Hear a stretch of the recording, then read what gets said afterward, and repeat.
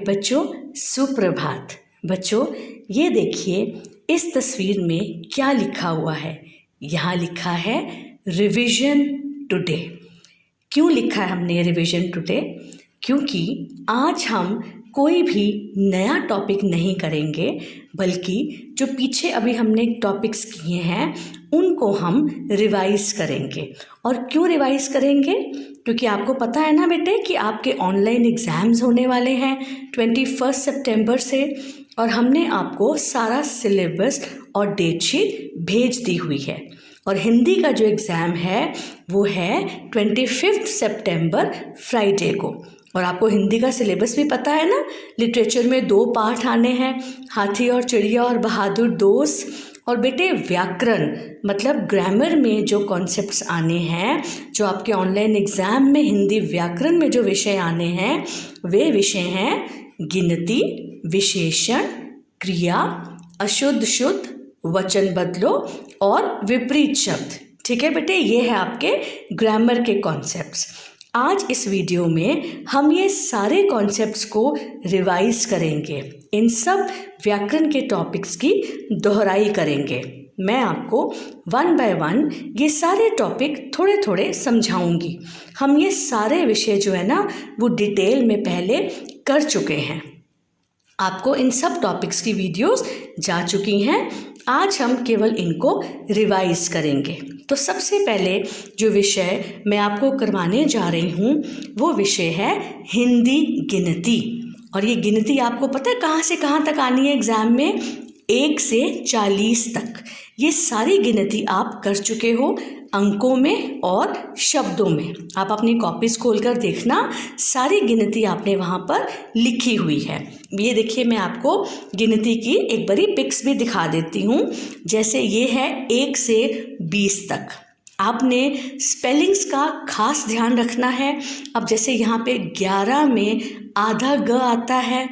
19 में जब हम किसी शब्द को ज़ोर लगाकर बोलते हैं तो जो व्यंजन है ना वो पहले आधा व्यंजन आता है, फिर वही वाला व्यंजन पूरा आता है, जैसे 19।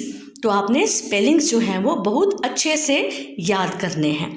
आगे है गिनती 21 से 30 तक। इसमें भी देखो 21, 25, 26, 27, इन सब में हम जोर दे के बोलते हैं तो पहले आधा व्यंजन आता है, फिर पूरा व्यंजन आता है। आगे है गिनती 31 से 40 तक। इसमें भी 32, 36, इसमें भी पहले आधा व्यंजन है, फिर पूरा व्यंजन है। आपने सभी स्पेलिंग जो हैं वो अच्छे से लर्न करने हैं। अब मैं आपको बताती हूँ कि आपको एग्ज़ाम में कैसे क्वेश्चन आएंगे। आपको आएंगे मल्टीपल चॉइस क्वेश्चंस। जैसे अब तक हम आपको होमवर्क में भेजते आए हैं ना MCQs, और आप हमें सेंड करते हो चेक करने के लिए। एग्ज़ाम में भी आपको ऐसे ही MCQs आने हैं। आपको 3 ऑप्शंस दी होंगी और आपने उसमें से करेक्ट ऑप्शन को चुनना होता है। ये देखिए, जैसे गिनती में आपको ऐसे क्वेश्चन आ सकते हैं।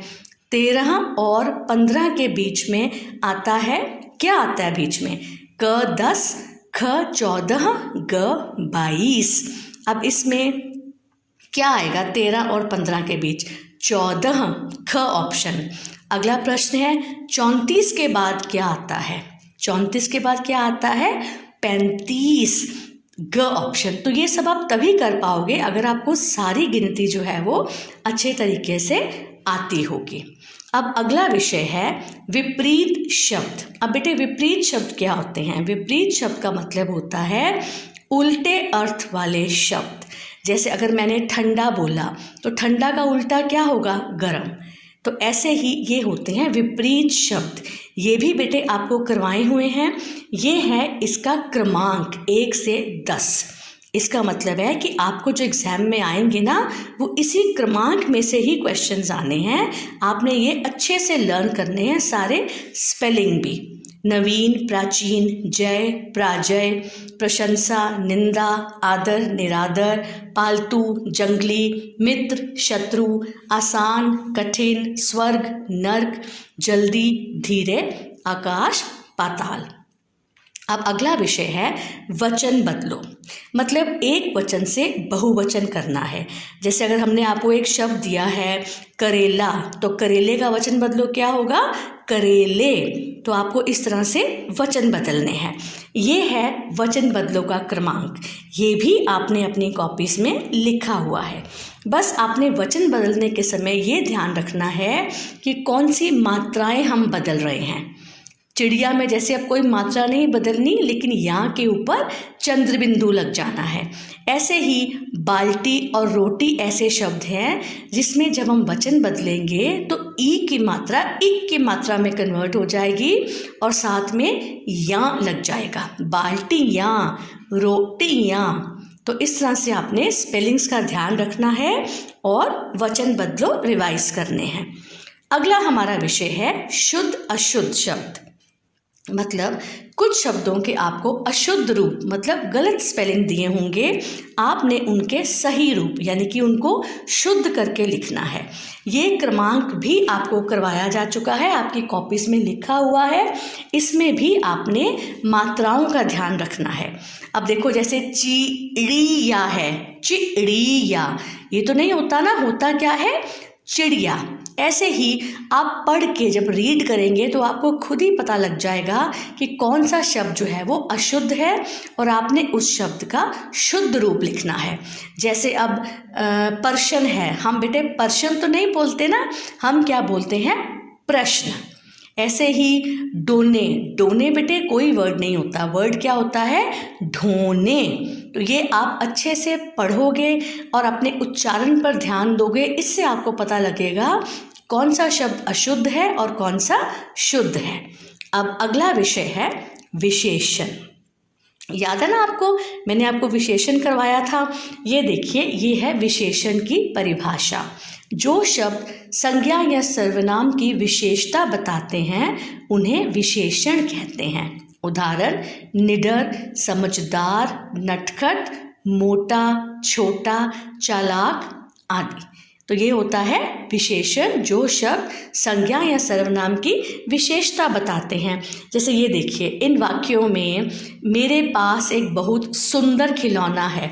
अब खिलौना जो है वो संज्ञा है, तो विशेषण क्या है? सुंदर। वो खिलौने के बारे में बता रहा है ना कि खिलौना कैसा है? सुंदर।